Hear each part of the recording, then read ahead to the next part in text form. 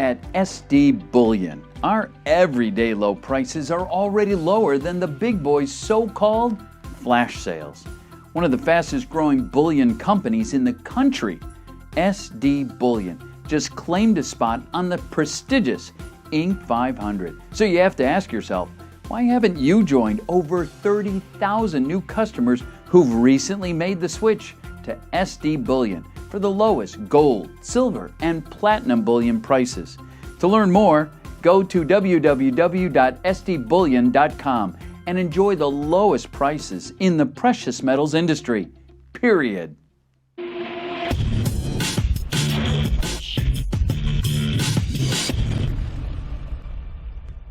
Hey everyone, this is Elijah Johnson with SilverDoctors.com, and with us today is Craig Hemke from TFMetalsReport.com.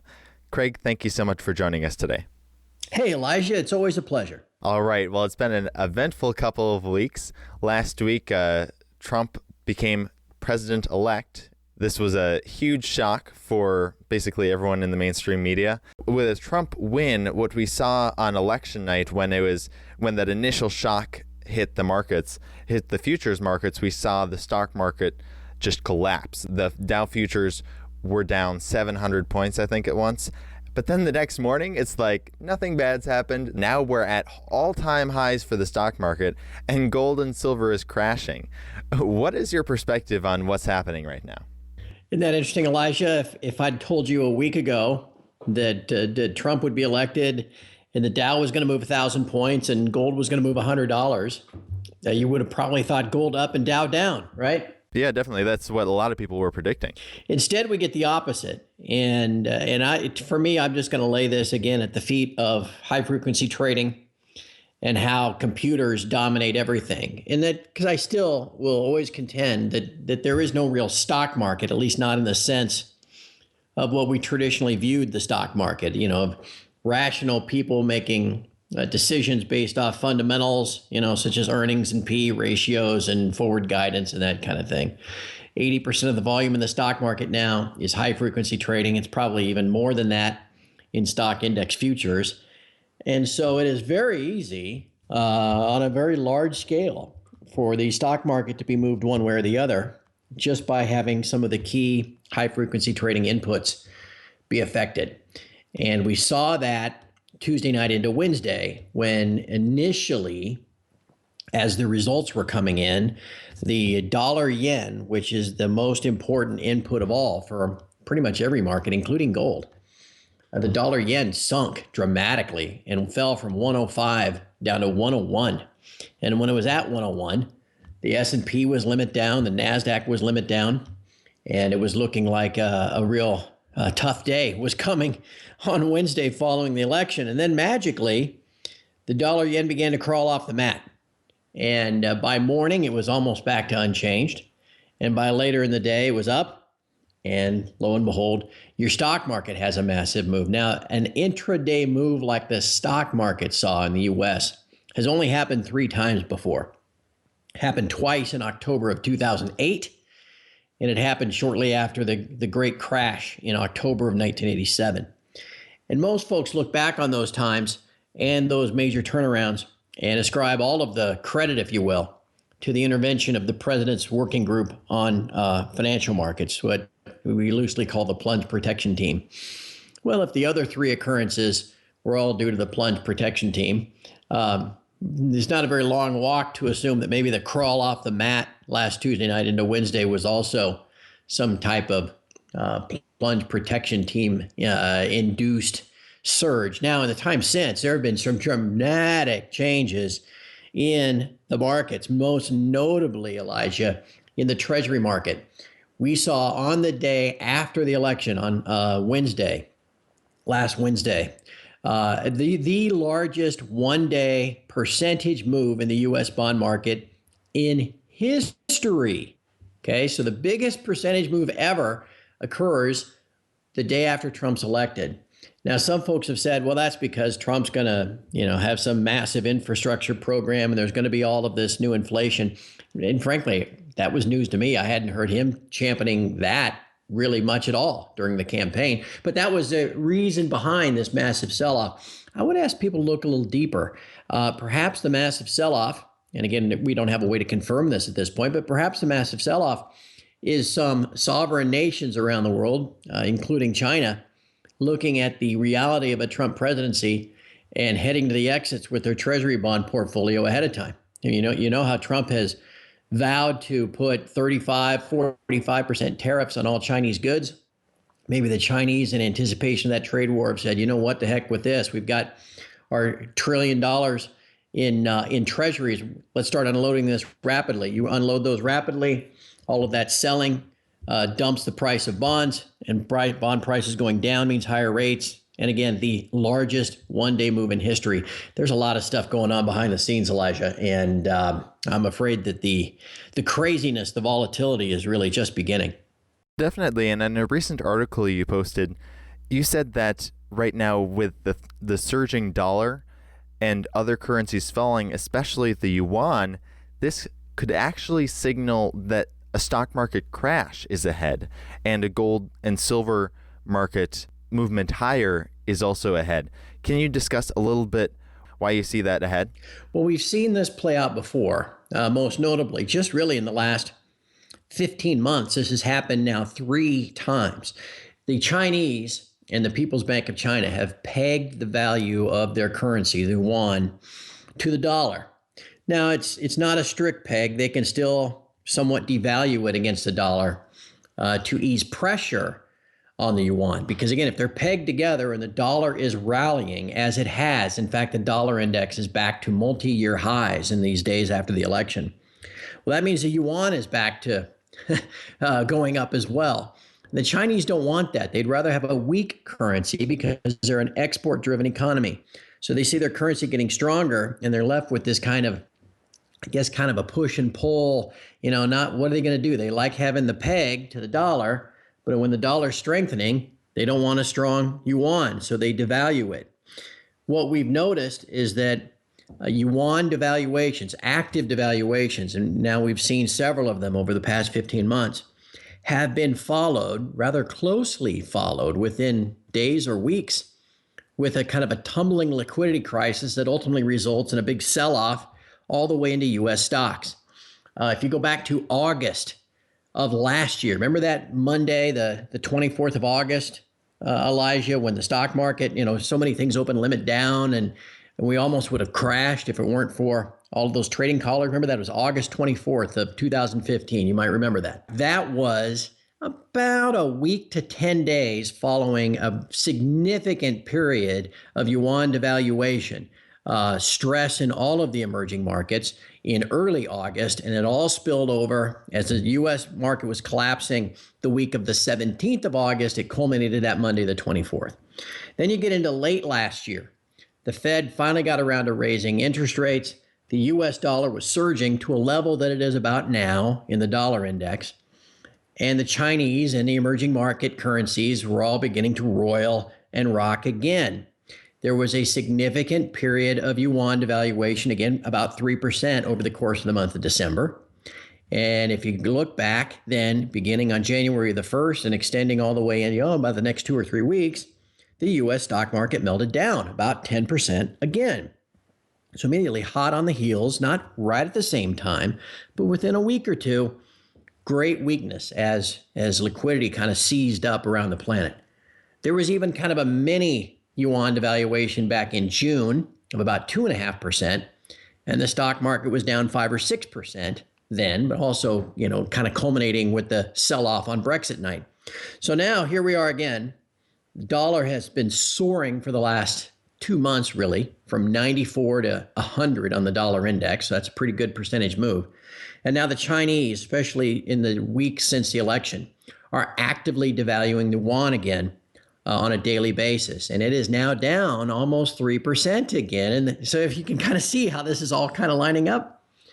And so I think it is logical, based on previous history, to assume that there's going to be a little pressure on the U.S. stock market in the next few weeks. And again, that's not anything anybody's expecting, right? Hey, everything's great. We're going to Dow 20,000. Woo, it's going to be, that might catch a few people by surprise. And then tying this to gold, with gold often catching kind of a safe haven bid during times of stress. And again, dollar was easing back off during those periods as well when the stock market was going down. Those very same periods where we had yuan devaluation followed by within a couple of weeks of a stock market correction, if you will. During those stock market corrections, we also saw significant rallies in gold of 10, 15%. So if this all comes together, the Chinese keep devaluing the yuan because the dollar is so strong. Eventually that spills over into kind of a liquidity crisis. The Dow collapses by 10%. Maybe we'll get a 10 or 15% rally in gold from here. And that too would catch almost everybody by surprise. Every perma bear in the world is out in force these days talking about gold making new lows. A rally from here would certainly catch, like I said, a lot of folks by surprise. And recent history would suggest it may very well be coming. Now, what about the Fed meeting coming up? If the Fed raises interest rates, how will that impact the markets? Yeah, you wonder about that too, because much of this dollar rally from the, like I said, 94 on the dollar index 2 months ago to today, some of it has come after the election, but much of it was based upon the idea that the Fed was going to raise the interest rates in December. Some of the economic data has led some people to think it's just almost a done deal. And now that long rates down on the long end of the yield curve have gone up so much, there's certainly room, if you will, for them to raise on the short end too. LIBOR rates have gone up. I mean, everything's gone up but the Fed funds rate. So maybe they will, maybe they won't. It may very well be at this point that any Fed action at the meeting, which is in about a month, is actually kind of baked in. Any news of a Fed rate hike in December may actually be a kind of a sell the rumor, buy the news event for gold. And that, okay, at least that's finally over with. And even if the Fed then projects that, oh yes, we're going to raise rates 3 or 4 times in 2017, I would remind everybody that that's exactly what they said last December when they raised the Fed funds rate. They promised us 3 or 4 rate hikes in 2016, and so far they've delivered a grand total of 0.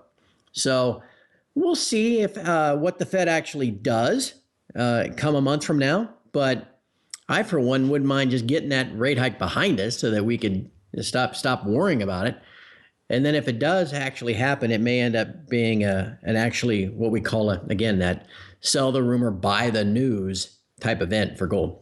Now, when it comes to the Fed, I'd like to move our focus a little bit back to Trump. Now, he has said in the past that he would want to replace Janet Yellen as Fed chair and replace her with a Republican Fed chair because Janet Yellen is Democrat. What is your perspective on that? Do you think Trump will end up doing that? And if so, how will that impact how the Fed is run? I think the natural inclination is to think that if Trump nominates somebody, it would be with someone a little more hawkish. Yellen has always had a reputation as being this kind of uber dovish, loose money type. Okay, maybe he will, maybe he won't. At the end of the day, though, I personally am not sure it would matter much, as the Fed is always going to do what its owners want it to do. Remember, the Fed is a private institution owned by the big banks, set up to run and maximize the profits and help the big banks as much as possible. If by extension, a secondary or tertiary effect, it somehow helps the American people, then fine. But the Fed is there as a tool for the banks first and foremost. And so, yeah, you know what? Mr. Trump may nominate somebody else to be the head of the Fed, but the Fed is still going to do what is best for their banks before anything else. And so then maybe I'm just being a little too cynical, but I would think that perhaps it doesn't really matter who Trump puts in as head of the Fed. And that gets kind of to a larger point is, Trump has talked about that he wants to, quote, drain the swamp in Washington. Do you think he's actually going to be effective in doing that and getting the corruption out of there? Because it seems like you're saying it doesn't really matter who the president is. The Fed is still just going to do what the banks want. Yeah, let's take that 2 different directions, Elijah. One, I think that drain the swamp metaphor was extended by a lot of folks, especially in the gold community, into thinking that that meant Washington or New York as well. That somehow we were going to get a new SEC chair, and that maybe a new attorney general was finally going to go after the banks, and there'd finally be some perp walks, and do the job that Eric Holder and Loretta Lynch have failed to do. But he never really indicated that, though, did he? When he was always talking about drain the swamp, it was just Washington, D.C. that he was talking about. And so to your point, can you drain the swamp? Is it irreparable? Is it broken? Is it terminal? I'll try to remain optimistic. And again, I don't want to sound overly cynical, but that's going to be hard to do given the entrenched, let's say, a dominance of what I've always called that political financial complex. The politicians need money from the banks and the lobbyists so that they can all get reelected and maintain their power and enrich themselves. And the banks need the politicians to expand government and expand spending so that more and more money is created and they can charge more interest on this newly created money, and they put it all to work and do their investment banking and everything else. And there's just kind of this unholy alliance between the two.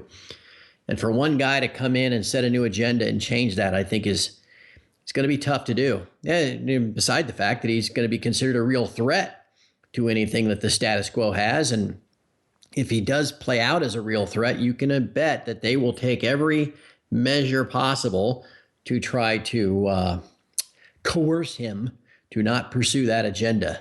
So again, I hate to sound like I've always said, Elijah, it's kind of a fine line between being cynical and being realistic, right? So I don't know if I'm one or the other. I just don't hold out a lot of hope that much substantial is going to be changing. Now, what about for the economy? How do you think a Trump presidency and, for example, Trump's tax code will impact the economy? Well, there is no doubt. As a small businessman, I can tell you things like Obamacare, the Affordable Care Act, are a disaster for small business creation, for job growth. I mean, it's a total disincentive, and it ranges to all these different regulations from Obamacare to just the myriad of regulations that Obama and his executive actions and his bureau heads have all pushed through in the last 8 years. So if Trump can rescind some of that, pull some back, smooth it out, he might create a slightly more positive environment for business creation and job growth and that kind of thing. So that might be beneficial. I don't know what the impact would be if he really does succeed in lowering the corporate tax rate, and these trillions of dollars that they talk about that are held overseas actually come back to the U.S. Some folks think that would be this positive, great thing, but I don't know about that. And that it's kind of like the petrodollar, dollar recycling scheme. Kissinger set it up in 1973, at least had the idea that if we could get the Saudis to price energy in dollars, there would always be demand for dollars. Those dollars that we print would get soaked up overseas and then plowed back into treasuries and, in a sense, incubated, and not be sitting around, sloshing around back here in the U.S., causing rampant inflation. And I just wonder if Trump does succeed in lowering that corporate tax rate and suddenly, I don't know, $2-3 trillion, whatever it is, comes flooding back onto our shores. I just wonder if that wouldn't be terribly inflationary.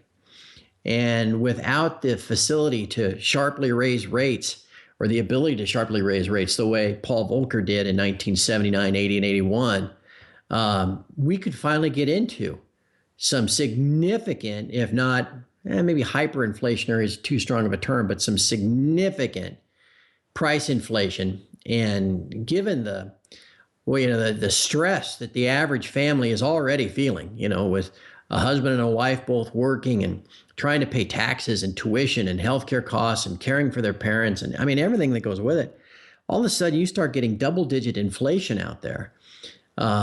It can get really nasty really fast. And so it's really, I guess, as I put it all together, that's just one little aspect of Trump's economic policy that I would suggest may have a negative impact rather than just the assumed kind of on the surface analysis positive impact that so many are thinking. Now, in my point of view, it seems like, whoever's in power, the dollar, just if you look throughout history, all fiat currencies have collapsed. And I don't think the dollar is going to be any different. And I know on your website, your slogan is preparing for the end of the great Keynesian experiment. As we close this interview, did you want to just discuss your website's motto and how people can prepare for the end of the dollar?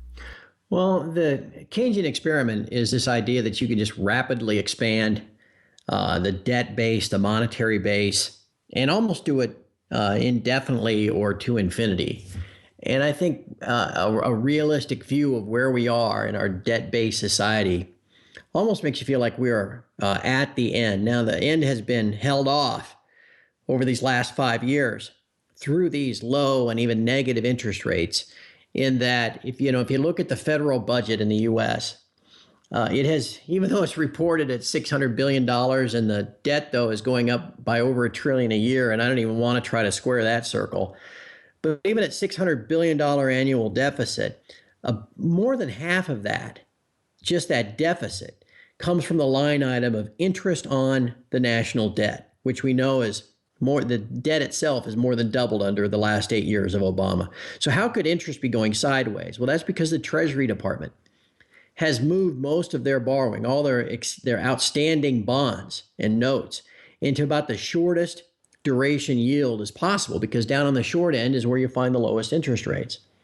But now if interest rates begin to rise, as they already have rather dramatically, then all of that $19-20 trillion in debt has to get refunded at a higher rate, and then maybe an even higher rate a few years later, to where that interest on the national debt goes from $400 billion to $800 billion to $1 trillion a year. And these deficits, which have been somewhat contained and thus forestalled the end of the great Keynesian experiment, these deficits begin to move wildly out of control. And you just simply can't print and create and devalue your fiat currency fast enough to service that debt any longer. And that's where it all just begins to, like I said, move toward kind of a collapse stage. Like I said, the move toward lower interest rates has kind of forestalled that for the last 5 or 6 years. That doesn't mean it's not mathematically a certainty that this is still coming. So with the new Trump equation getting factored in, who knows what the next few years will hold. All I know is these changes are definitely coming. As you said, no fiat currency lasts forever. No country has held the power of being the world's reserve currency forever. We took over from the British, and before them, the Portuguese were. I mean, there were all kinds of different countries had the reserve currency of the world. Our time is fleeting and it's transient as well. So we prepare for that at TF Metals Report. We don't know when it's coming, but we know we need to be using this time wisely, because we know it most certainly is coming. And I encourage everybody to check out our site. It's a great like-minded community of folks that are all kind of realize we're in this together. Again, TFMetalsReport.com. All right. Once again, Craig Hemke, thank you so much for joining us today. Are there any last thoughts you'd like to add? Elijah, it's going to be a wild 2017. In 2016, we dubbed a year of consequence at TF Metals Report, knowing that there were going to be all kinds of significant things that are going to happen this year. I would say that's probably going to extend into 2017. And anybody that sits here and tries to tell you with 100% certainty that they know what's going to happen, that they know how this is all going to shake out, that they know which way all these different markets are going to move in the short term, they're crazy. This is a wildly volatile time that we have coming at us, with all kinds of unpredictable events and unknown unknowns, as they call them. And I just encourage everybody to try to stay on top of it as best they can, and to not get complacent, and to guard their finances carefully in the weeks and months ahead.